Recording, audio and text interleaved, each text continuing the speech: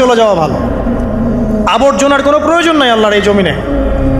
এই মুসলিম উম্মার আবর্জনার কোনো প্রয়োজন নাই। এই মুসলিম উম্মার ইমানদার সাহসী তরুণ প্রজন্মের দরকার।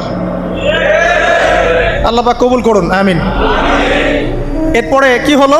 ইবলিস সেজদা করলো না, আবা ওয়াস্তাকবার, সে উদ্ধত হলো এবং অহংকার প্রদর্শন করলো।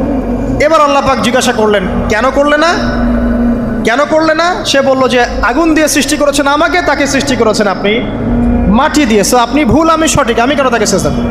আল্লাহ পাক তখন আর তার প্রতি রহম করলেন না। আল্লাহ পাক তখন তাকে বলছেন ফখরুজ মিনহা, এখান থেকে বেরো।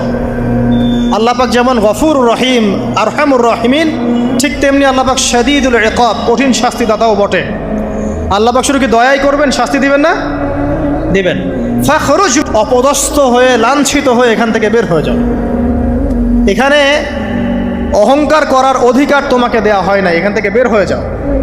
এবার ইবলিস বের হয়ে যাচ্ছে।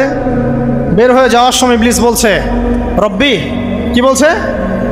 রব্বি। দেখেন, ইবলিস আল্লাহকে বলছে রব্বি, মানে ইবলিস আস্তিক। ইবলিস কি আস্তিক? ইবলিস আল্লাহ বিশ্বাস করে। ইবলিস বলছে রব্বি, হে আমার রব, আনজিরনি ইলা ইয়াউমি ইউবআসুন, আমাকে কিয়ামত দিবস পর্যন্ত অবকাশ দেন। আমাকে তো বের করে দিচ্ছেন, ঠিক আছে, আমাকে কিয়ামত দিবস পর্যন্ত অবকাশ দেন। শব্দ চয়ন হচ্ছে রব্বি, হে আমার রব, মানে ইবলিস কিন্তু নাস্তিক না। তাহলে এখন যারা এই যে এথিজমে বিশ্বাস করছেন,